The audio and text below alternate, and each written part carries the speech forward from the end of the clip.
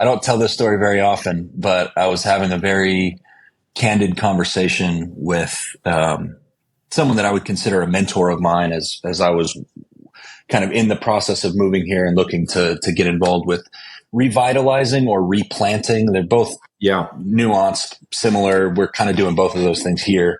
But was talking to another church leader in the area and just saying, hey, this is what we're on about. We could use some support, prayer, resources, all that stuff. And they're being maybe more honest with me than I was prepared for. But the exact words that were said were really something along the lines of, we've attempted to invest a lot in St. John's and North Portland over the years. And unfortunately, we no longer view it as a viable investment of kingdom resources. It feels like a spot in the city that God has forsaken. And I was like, wow, thanks for the encouragement. I think we're going to run as hard as we can after it anyway. Welcome to Jesus in the Upper Left, where we're talking about gospel multiplication in the Pacific Northwest. Hey, everybody. Welcome back to the Jesus in the Upper Left podcast. I'm stoked to have my friend Nathan Riley here with me. And my name is Gabe Kolstad. Nathan, how you doing today? I'm doing well, man. Thank you. Awesome. Nathan is joining us from Red Sea Church out in St. John's in the Portland, Oregon area, and very unique neighborhood of Portland. So can't wait to hear more about that. And I'm joining in from Beaverton, Oregon, so a little ways away from where Nathan is, about a half hour or something like that. But we all have the same goal. And as we're pursuing ministry in the Northwest, realize there's a lot of uniquenesses. This is going to be really cool because we get to hear a kind of deep dive story and context from a really, really unique and I think in some ways overlooked neighborhood in the Portland area. So Nathan, once again, thanks for joining us. We'd love to hear a little bit about you. Why don't you introduce us to yourself, your family, kind of a little bit about you? Yeah. So I'm Nathan. I'm married to my wife, Carrie. We just celebrated 18 years this last September. And we've got 4 kids of our own. We have a 5th kid that has been living with us for about a year now. One of my daughter's classmates from school needed a little extra love and support. And so she's our 5th kid. So my oldest is my boy, and then I've got 4 girls after him. So it's a very female heavy household. All right. Yeah. So that's what I grew up with too. I was the only boy in my family. Oh, really? So yeah, God uniquely suited me for that. And the kids are great. I've got 2 high schoolers and now three middle schoolers. A little bit about me, maybe some of my ministry background. Ministry was never on the radar for me until I dropped out of Oregon State University as an engineering grad to pursue full-time overseas ministry. So I moved overseas, spent 4 years as a foreign missionary. We were kind of home based in southern Germany, Bavaria, outside of Munich. But from there, I had the opportunity to kind of travel all over the world and do missions work. And it was through that that I feel like God kind of gave me the particular calling to the work of church planting. And so our son, our oldest, was born while we were still in Germany. And then we moved back to the Northwest when he was just a few months old. I grew up here in Oregon. My wife grew up in Southwest Portland. And came back with a bug for church planting, but no idea what specifically that looked like or would look like. And got plugged into a local church that was kind of a church startup in the town of Corvallis, which is pretty close to my hometown of Albany. And served there as lay leaders, eventually came on the staff team. And then years later, they sent me out as a church planter to plant our first church. That was about 10 years ago now. We planted a church called Hub City Church in Albany, Oregon, which is going really well, going strong. So I was the kind of lead pastor, planter, like church planter guy. You wear every hat. Yeah. And I ran hard after that for 4 years and ran myself right into a brick wall and struggling with burnout, and that's a whole other story. But by God's grace, He sustained me and created opportunities for me to continue forward with the work He'd called me to. We did a short stint in Bend in Central Oregon. Oh, okay. Moved over there, and for me, it was a chance to kind of recover some energy, recover some sense of vision. And I got to be a worship pastor for a couple years, and that was a blessing, man. After being the church planter that does all the things, just throwing on a guitar and singing songs and leading musicians and creatives was a real joy. But it was our time in Bend where God kind of clarified and I guess kind of reminded me of this calling to church planting. And that's when I first had conversations with the leadership team that was leading Red Sea Church here in St. John's, reached out and said, "Hey man, what would you think about coming and essentially replanting or revitalizing a church in North Portland?" And that's kind of how the journey to here began. So we moved here to St. John's in like May of 2020. Okay. Which is about the weirdest time in the world to move to Portland. So not only was the global pandemic underway, that was the summer with all the wildfires that wreaked havoc in the state. So it looked like something straight out of the book of Revelation, like the blood moon and all the smoke. And then the riot. The George Floyd murder, which resulted in all the kind of civil unrest and the protests and the riots. There was the clash with the Antifa and Proud Boys and all that stuff. Mm-hmm. A lot of protests happening here in St. John's. Of course, downtown Portland was kind of a madhouse. Then we roll into January 6th. But I got to ask you, like, you show up in May of 2020. Did you guys look at each other and be like, "Whoops, we gotta leave"? Was there anything in you that was like, "Oh no, I think we didn't hear this right"? Yeah. There were maybe some of those moments along the way. But in truth, I think some of the chaos of what was happening in that moment, kind of prepared us for the chaos that would then ensue. I would say to a degree, we have found out, while it's an incredible blessing, I think just day-to-day life in North Portland is a little bit crazy. It can be a little bit, I don't love to overuse the word traumatic, but some of the things that are maybe unique to this neighborhood, which we can talk more about, but like, I think in the first calendar year that we were living here in the neighborhood, and we were fortunate to buy a house that's less than a half mile away from our church. So we really do all of life right here in St. John's. In the first calendar year we were in our house, there was, I think within a half mile radius of our house and the church, there were 160 shootings in the neighborhood. Oh my God. We just got used to waking up at night to gunshots, and that sort of thing was very new for us. I would say, especially having come from Bend, Oregon, which, if you spent any time there, it's people in Bend lovingly refer to it as the bubble. It's this utopia. It's this utopian experiment in the desert, that is a pretty awesome place. And if I think a piece of our unique calling, Bend was a joy. It was a privilege to live there for a couple of years. It was also, I would say, a contextual misfire for us specifically. And that I think that God kind of uniquely wired my wife and I and my kids, as it turns out, to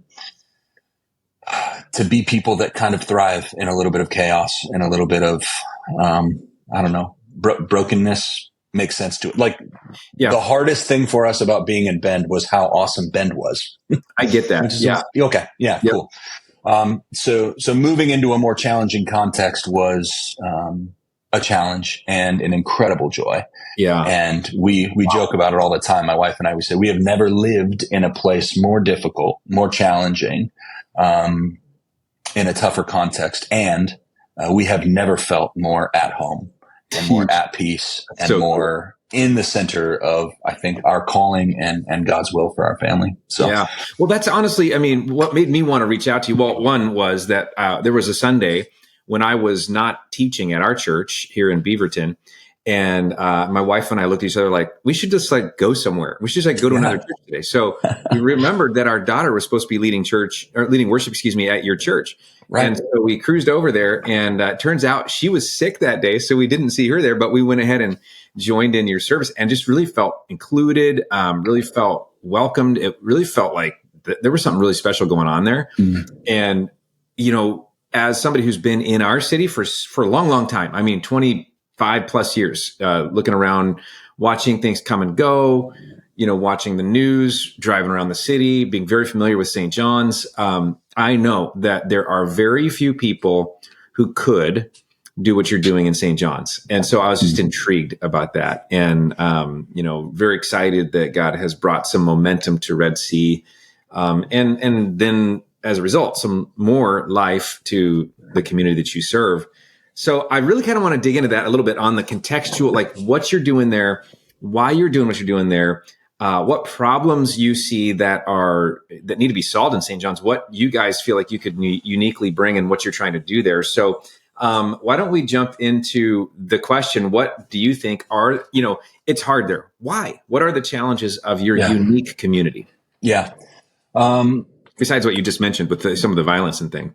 Oh yeah, man. And that's a big part of it. Violence, and not just like gun violence, although that is a major ordeal in our neighborhood. In fact, I'm a little tired today because I was up till past midnight last night because our kitty corner across the street neighbor's house was being raided by Portland SWAT. Flashbang grenades were going off and keeping us up all night. The police over the loudspeaker shouting at, come out with your hands up. It was a whole dramatic ordeal and not super uncommon for us either. So yeah, it's a thing. But it's not just violence. It's drugs. It's, gang activity is rampant. And yeah, there's a lot going on that's challenging. And, I mean, there's a whole history to a lot of this. Mm-hmm. I think a lot of, some of the contributing factors for sure have to do with, which may be a whole rabbit trail. And I know you guys have talked about it before on the podcast, but a lot of the systems of systemic racial issues in our city have led to, St. John's being one of the most diverse pockets in Portland. Mm-hmm. So I don't know if you're that into statistics or how into it our listeners will be, but I'm going to share this one anyway because I find it fascinating. St. John's is, again, one of the more diverse neighborhoods. It's about 65% white, which is less white than most of the rest of Portland. Yeah. But a fascinating statistic that might key you in on some of our unique challenges is that while the neighborhood is 65% white, the public schools in our neighborhood are somewhere between 17 and 20% white. Okay. Yeah. Okay.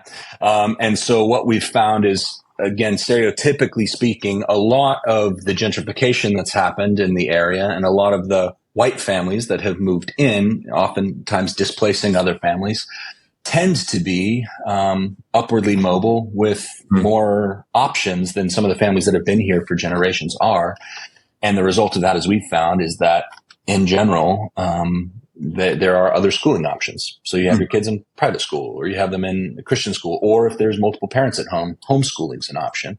When we got to Red Sea, we were, well, actually there's one exception, but we were the only family in the church that had our kids in public school.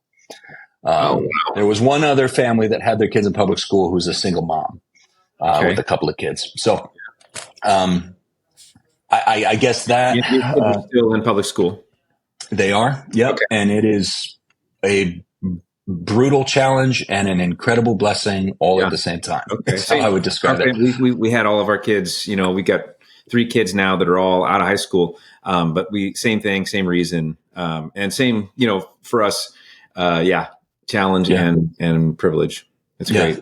Yeah, for sure. So, and we've really found, the public schools to be a place of incredible need and incredible opportunity. Mm-hmm. Really, Roosevelt High School in particular, which is, we live 3 blocks away from, and is right here close to the church, has become a real mission field for our church and for a handful of families in our church in particular that now have kids there. But it's really been, so I'm a church planter or church revitalizer, I guess, however you want to That'd be a cast cool that name, the but Revitalizer. yeah, revitalizer. In truth though, I think my primary calling is missionary. Okay. And Great. I have always viewed pastoring and church planting as the vehicle through which I Yeah. could be a missionary to a context. And so I tend to view everything and every opportunity through the lens of like, how is this going to engage the unchurched, the lost? How are we going to bring these people in? How are we making space? So at times to the detriment of that classic pastoral hat, which is how do I really care for and love and disciple these people well and train them? Like I do want to focus Sure. some of that inward facing care and energy. But more than that, I'm an outward facing guy, which actually is the reason the kind of the former leadership team here brought me in, is they were like, hey, you know what? For the last 10 years, we've been so focused inward, kind of circling the wagons. They would say we lost touch with the culture around us. We no longer know how to speak to them and how to be good news to those outside the church. Could you bring some of that kind of missionary vision in with you? That's so awesome. Okay, so I have so many questions rattling around in my head right now. One of them is, how do you, and I'll just say them all right now, and then you can maybe hit some of them, but how do you prepare your kids for this kind of ministry? How do you balance the team with an inside-outside focus if you're the outside focus? You know what I mean? Like in that kind of scenario. And then let's keep diving into, why is it hard there in St. John's? What are some of the other things? Like specifically, I'd love to hear, what's your ministry doing that that you feel like is really digging into solving some of the issues. So anyways, let's start with the kid one. Sure. How do you take care of your kids? Man, we have with our kids lots of conversations, and we try to create space for our kids to be as involved and invested as they can be in their schools and in their world, but also those that they're investing with, we try to bring back into our home. So, I mean, it's part of kind of the missional strategy, if you will, or however you want to call that, is we wanted to be people of peace and kind of a house of peace when we moved into the neighborhood. This all for me sparked, this is a whole backstory, but years ago, I got to have lunch with a small group of pastors with, do you know John Perkins? Civil rights activist, and marched with Dr. King back in the day. He came to Portland for a conference years ago, and I got to hang out with him. And he was lovingly kind of critiquing, I think, the modern church planting movement a little bit, and saying, we have all these church planters that want to move to these big, sexy contexts and these big cities and plant in more wealthy areas and grow these big, vibrant churches. And he's like, that's all right and good. We need that too. What we also need are some kingdom people that would be willing to move into the worst and most terrible neighborhoods and just be neighborhood parents. Like just love kids and love families and orphans and widows and open their homes to them. Now, at the moment, he was trying to get some of us in the room to move back to Mississippi, which is his home state, and like plug in. And I was like, that's never, me in the Bible Belt makes zero sense. But what was really fascinating to me is it took us about a year and a half being here in the neighborhood when I realized all of a sudden, like, oh my goodness, that is that exactly describes the ministry that we have landed on. So we have, on any given average night of the week, in addition to my 5 kids, we probably average 4 or 5 other kids from the neighborhood who are having dinner with us around our dinner table. In the summertime, we bought a house that sat on the market forever because it had a swimming pool in the backyard, and that's a huge liability in this market. We were like, hey, cool, an opportunity for hospitality and mission. So we had, this last summer, Gabe, we opened up our pool and kids just start showing up. And I think peak day last summer, we had 70 kids from our neighborhood in our backyard, in our swimming pool. And I'm ripping cheeseburgers off the grill as fast as I can to try to feed them. And so our house has just become that. And that wasn't because I was trying to be like, I'm not strategically connecting with, well, that's not entirely true. I decided to start coaching youth sports in the neighborhood. So I coach Okay. football and basketball, which has been a huge connector. But really, the vast majority of those kids are coming over because of my children. Mm-hmm. Because my children, I think, are living as salt and light in their schools and living hospitably and inviting people over. And we've kind of just opened our home and been like, Lord, Yeah. you gave this to us. How can we leverage it for? And I hear that, but at the same time, I'm like, yeah, but you gotta, there's something you've done to plant those seeds in your kids. I mean, for one, why are they not scared of this? Two, when they do get scared, how do you guys handle that? What advice would you have for somebody who's coming in and they've got kids and they're going like, hey, we think St. John's might be for us. One, I know they'd find a friend in you and they'd have a major head start if they connected with you.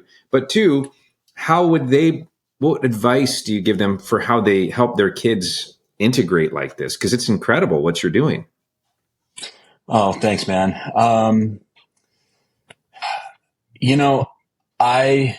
I feel like God's grace has been over a lot of it. Like you say, how do you keep your kids from being afraid? We don't.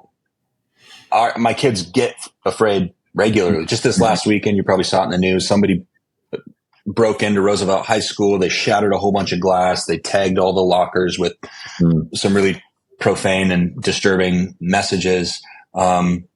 Our kids are just in it and around it, and we try to be present with them in it. But man, it is scary. Like to share one story, and this is just one, but it's all around. There's a number of kids in the neighborhood, maybe 20 or 30 of them that we lovingly refer to as our VIPs. Like they're the kids that have all access passes to our house. They're the ones that are sleeping over on the weekends and hanging out all the time. And it was about 6 months ago now, maybe 7 months ago, was the first time in our neighborhood that one of our kids, one of our VIPs, and this is a young man, classmate of my son, so sophomore, stayed the night at our house several times. He's been to church with us on Sunday mornings. Well, that was shot in the neighborhood. And he was shot 5 times in the park one night. And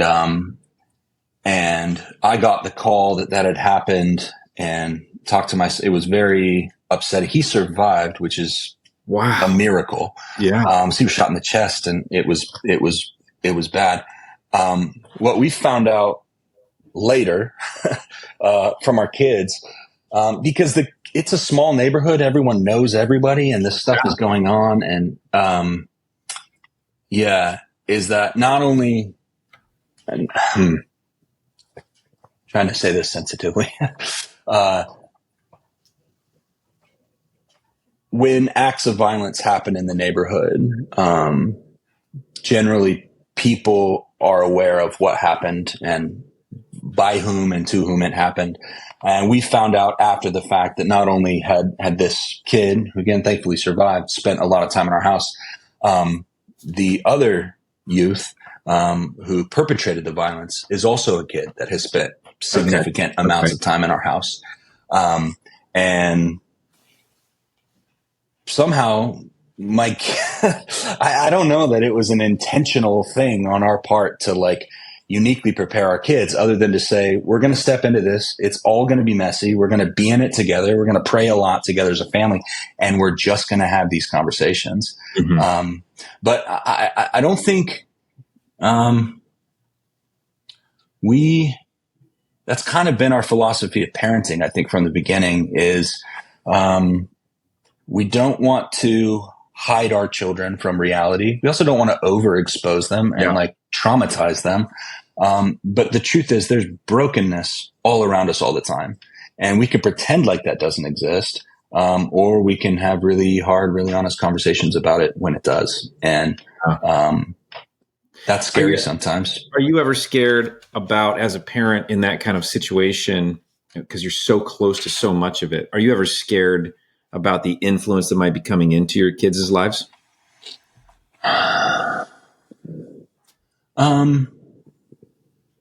Sure.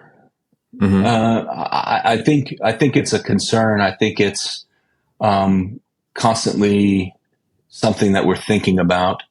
I think that we have been raw and real enough with our kids over the years, starting honestly at a pretty young age, that they've always felt pretty good and pretty safe talking to us. We check in with them very, very regularly and ask probing and difficult questions, to the point where I think that if they were starting to veer or be influenced or move towards really destructive or poor decision making, I don't think it would surprise us. And I also think that at this point, they have such a network and such a circle of other friends who have become, again, kind of our VIP or like neighborhood kids that know about our kids and kind of know that we have really high standards. That I think the village, so to speak, would be telling on them long before they got to that point. So I don't think that my son would be able to get away with much before a bunch of these football players that I've coached over the years would roll up to my house and be like, "Hey, coach, I need to talk to you about something I see Kalen doing." And that's pretty cool. That's pretty special. Cool. So, well, kudos to you guys for being able to build that village in 3.5 years. That's pretty remarkable. Yeah. Thanks, man. Yeah. Okay. Let's talk, let's switch gears. I want to hear a little bit about, there's this obvious missionary gifting that you have, obvious missionary callings you have. And I personally love that. I'm a big believer in the whole contextualization of the gospel. And when it's done really well, it's amazing how open people are to the message of Jesus. Even in a city like ours, that's supposedly the most irreligious city in America, at least it shows up on the top of that list a lot of times, but still, when you're a missionary with the message of God's love, people are interested. How do you balance the investment or the direction of the church as the outwardly focused person to make sure that the inwardly important things are still happening? Yeah.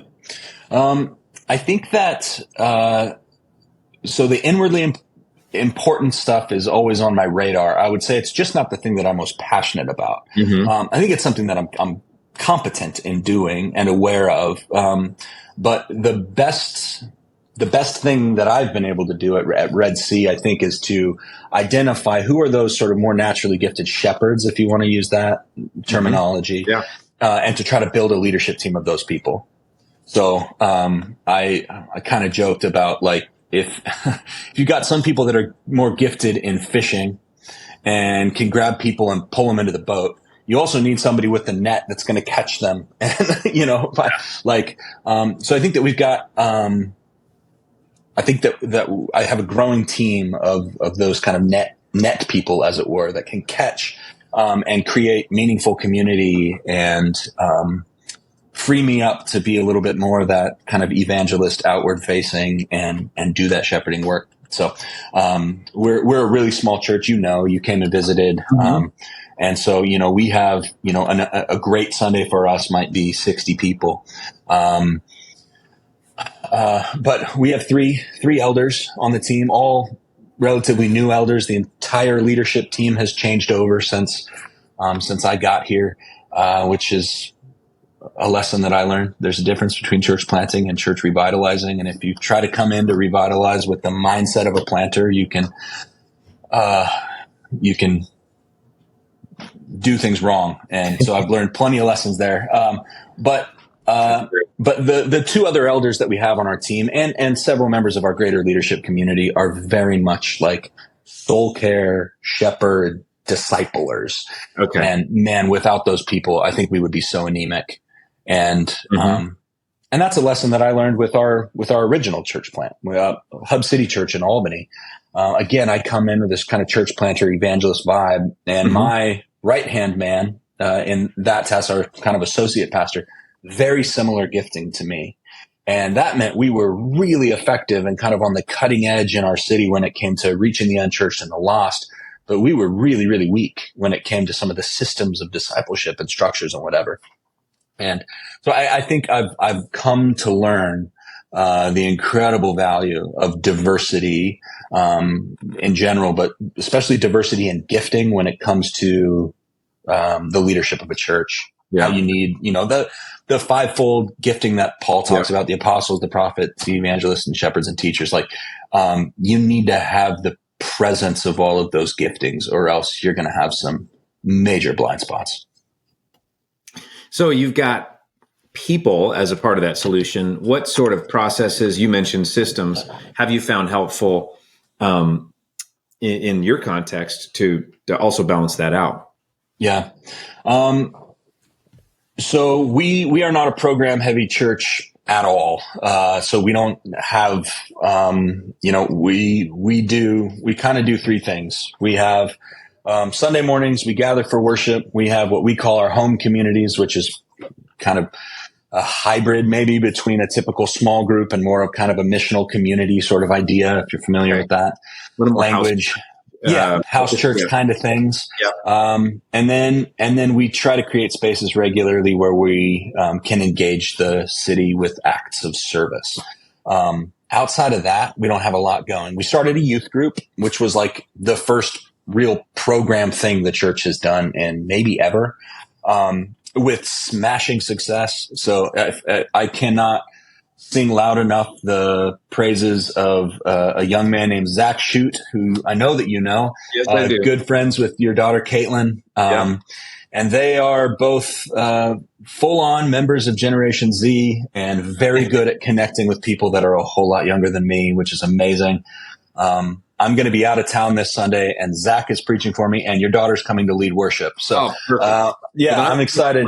Then I'm going to skip my church, even though I'm supposed to be preaching. But there you go. Come on over, man. All good. Zach helped to start a youth group, and that has been, the most fruitful thing that we have seen in terms of kind of programmatically reaching our culture. We had like 6 kids, maybe of youth age, at Red Sea Church a year and a half ago. They started the youth group, and I think at final count, last year we had like 75 different kids that had come through our youth group, almost all of them, like 90% of them from the local public schools. So that's like Roosevelt High School, George Middle School. And because of the demographics of those schools, if you do the math, you realize we have a predominantly non-white youth group in a historically almost exclusively white church in a predominantly white context. What's been pretty amazing is to see our youth group actually accurately beginning to reflect the demographics of really our local mission, which is super, super cool. So did Zach have anything to do with why there were 70 kids in your swimming pool? Yes, though he did not show up that day. So, certainly the youth group has been a draw there, and the youth group loves to utilize our pool. They do multiple times a year, which is tons of fun. And I'm just trying to figure out how to pay for that much chlorine. That's the, and burgers. Yes. And burgers. Yeah. Right. Yeah, exactly. But okay, let's switch gears one more time. Back to the context, and what do you see as the problem that your church can solve, or the challenge that you're trying to drive toward in the community? You mentioned an external focus of serving the community as one of the 3 things that you do. What's that like? What are you most excited about? What problem do you think you guys are starting to solve? And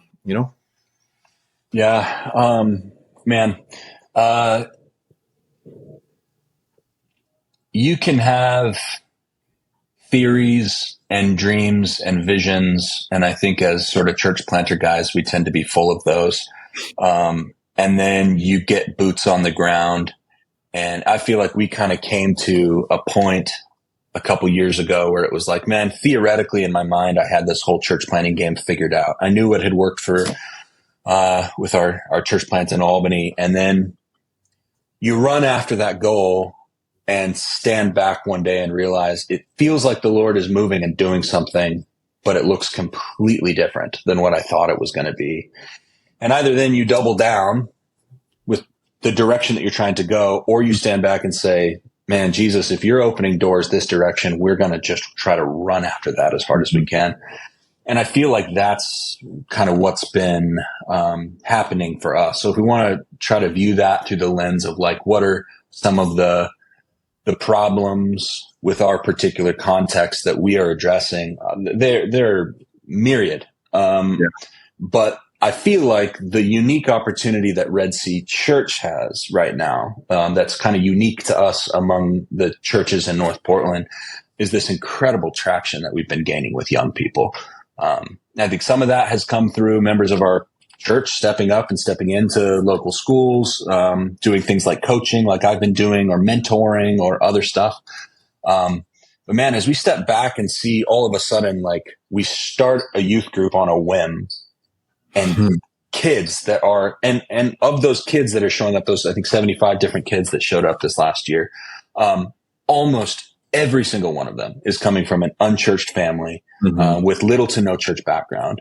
And they're showing up. They're hungry for, a safe place to be.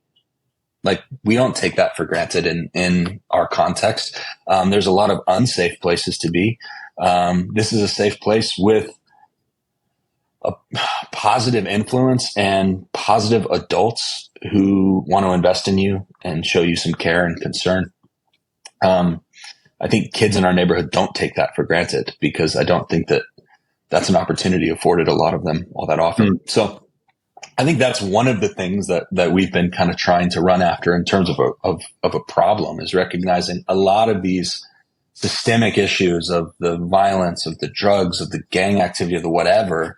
And if we can get at kids, I mean, middle schoolers and high schoolers, and stop it there, how does that change this context 10 years down the road when, they might be making even more destructive or harmful decisions? Yeah, that's great, man. So you've had, I think when we were there, you were talking about a service project that you were going to do in the community. I think you do those pretty regularly. Yeah. What are some of the other types of things that you do, like as a church? You're like, hey, let's all go do this. What kind of things do you end up doing? Yeah, it was just a really recent episode of your podcast. You were, and I forget the gentleman's name, although I need to go back and listen because I want to get his contact and I want to hang out with him. But a church planter in Vancouver, who was talking about a couple of times a month, they just get together and do neighborhood service stuff. Yeah. Ryan Sidham, River City. Yes, Ryan. There it is. Yeah. River City. Yeah, man, really similar heartbeat for us. Okay. We don't do it every month, but we try to do it, roughly quarterly. Okay. Sometimes the projects that we're going to do get, destroyed. Our plans get destroyed by the weather or whatever else. But man, we'll do whatever. Sometimes it looks like street cleanup, like he was talking about. You throw on some safety vests, and we own about, I don't know, probably 3 dozen garbage picker uppers, and we'll just literally spread out around the neighborhood and pick up garbage. We've done all sorts of stuff. We have, immediately next to the church, on an adjacent property that we owned until literally 2 weeks ago. We helped to found years ago a new ministry that was called Community of Hope, still called Community of Hope. They just rolled under the umbrella of City Team, if you're familiar with City Team. Yeah. And since we helped to found it, it has been a transitional housing shelter for, homeless women looking for long-term housing, and specifically single moms. And so it's been a shelter for single moms and their kids that can house up to 8 families at a time. We've done a lot of work with them over the years. We've got a community garden and a play structure out front that we do a lot of work in. We'll bring them meals. We will partner with them in different activities and whatever. We'll invite them to come and join us in the work that we're doing. So a lot of cool relationships there.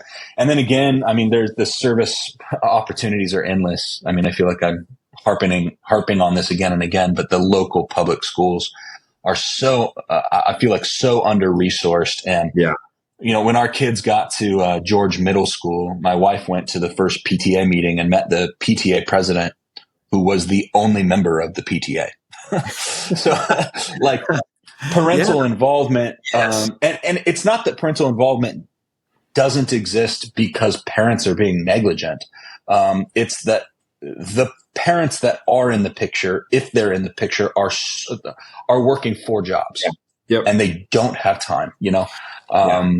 Dude, I really relate with that because the school that my kids all went through is just down the street from where I'm at right now. It's Aloha High School, and a very similar situation. Even though it's out in the suburbs, nobody would expect this, but I totally understand what you're saying, and I couldn't agree more that I think the gold mine of community service is in the schools. Absolutely, it's the best place to start, and I'm so glad you guys are diving in there. Yeah, it's cool, man. And it's been great. It's a funny thing for me, but as a church, we decided, hey, you know what? Let's support Roosevelt High School's athletic department.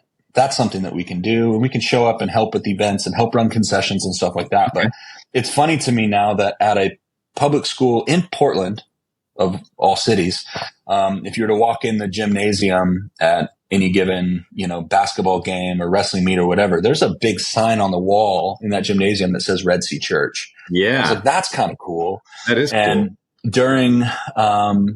During the strikes that happened here a couple of months ago, when the school was closed down for a month and all the facilities were locked up, there were extracurricular programs, athletic programs and stuff that needed facilities. I had coaches and administrators calling my cell phone and saying, hey, can we use your church for our dance team to practice because they can't be using the school?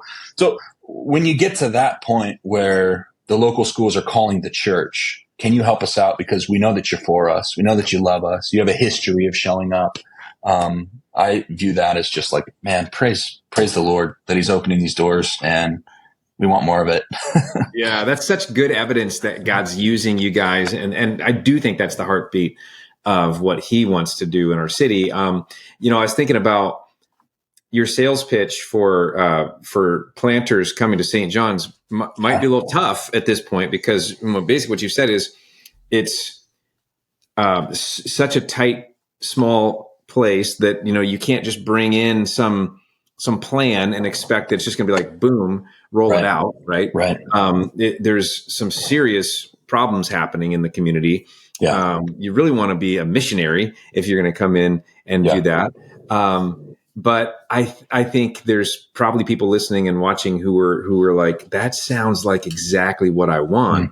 What would you say if you had a minute to talk to somebody who's thinking about joining you in St. John's? Yeah, please come. One of our most regular prayers is that the Lord would send workers for the harvest. I think the harvest here is in desperate need of additional workers. I think what I would try to brace a planter for is, and what I've had to learn is change your mind about what your expectations are. For me, an incredibly inspiring voice, really for most of my life in ministry, but in more meaningful ways in the last couple of years have been specifically Eugene Peterson, right? You look at Eugene Peterson, a prolific author, brilliant mind and theologian, pastored basically his whole life. I don't think he ever had a church that was much bigger than 100 people, and never had this big, glorious, again, sexy, if your vision is to come to St. John's and plant a mega church in North Portland, that's probably not going to happen. And maybe it does. And if it does, by God's grace, amazing. Maybe we'll just roll into what you're doing and join the team. But instead of thinking big, instead of thinking about that kind of fruit, I think we need to retool and just think about faithful. How do we be a faithful presence? Yeah. Not how do we reach our great potential? How do we break these? I've read all of the church planting books and the church growth books, and it's all about breaking barriers and whatever. And I had to come to grips with probably a year and a half or 2 years into my time here of man, if we never break 100 people, if 10 years from now, Red Sea Church is still the same, 50 to 60 scrappy, Jesus-loving missionaries trying to survive in a really tough neighborhood and reach people with Jesus, is that enough? Would I still be in it? And more than ever, Gabe, I would say a resounding yes, absolutely. That's what I want. And if we get to see, prior to us getting here, and I'm not trying to say like we're some sort of saviors by any means. I think we just helped the church retool and focus a little bit. But prior to us getting here, it had been 4 years where the church, where Red Sea had seen very little fruit in terms of salvation, conversion, whatever. In fact, they had gone 4 years without anyone coming to faith in Jesus or being baptized in the church. And for the last 4 years in a row, every Easter, we've had a handful of people that have come to saving faith in Jesus, that have been baptized. This last Easter, just about a year ago, we had six folks that got baptized. 4 of them were students from the local high school and middle school that come to faith in Jesus. And I'm looking at that, and by a whole lot of churches' standards, they would say, wow, cool, 6 people, that's it. And I would say, praise the Lord, 6 people, like this is incredible. This is what we want. And every single one of those kids and youth, it was the result of years of investment in their life. And that means dozens, if not hundreds of meals in my family's home around our table, or hours in the swimming pool, or hours on the field coaching in football, or whatever it was. Come here if you're willing to make a long-term investment with not a lot of quick returns, but eternal rewards. Love it, man. Well, you are doing incredibly important work. Thank you for your commitment and faithfulness. And we are rooting for you, cheering for you. How would somebody get in touch with you if they wanted to say, all right, let's grab coffee, I'm thinking about St. John's, or any other thing they want to talk to you about? Oh, yeah, absolutely. Email me. So N Riley, RILEY at redseachurch.org. And man, I would love to. I'd be delighted to hear from anyone that's thinking about ministry or has more questions, or I would love to learn from anybody that might reach out to. So I feel like I'm very much a work in progress, and this is one big experiment. So I have, for the record as well, I am one of those guys that has listened to many, many of your episodes and am the guy that actually reach out to the people. So after I've hit up Eric Knox and Rick McKinley and Travis Weiss and Tony Kriz and all of these other guys that you've had on the podcast have become really important voices in my own development. And so I'm grateful for the way that the ministry of Multiply PDX has been networking me. Micah Dodson, I don't know if you guys have interviewed him on the podcast yet, but he was my church planting assessor like 12 years ago. Wow, and he and I have reconnected since I've been back in Portland. He's been a really helpful voice. And so anyway, man, I'm so appreciative for what you and Oshua and Peter Armstrong, like the crew, is doing. It's a blessing to me. So.